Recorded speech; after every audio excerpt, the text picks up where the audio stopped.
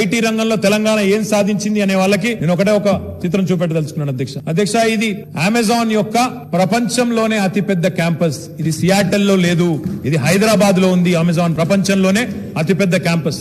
ఇది వచ్చింది 2016లో. ఇట్లాంటి అద్భుతాలు తెలంగాణలో ఈ రోజు గౌరవ ముఖ్యమంత్రి గారి నాయకత్వంలో సాధించుకున్నాం అధ్యక్ష.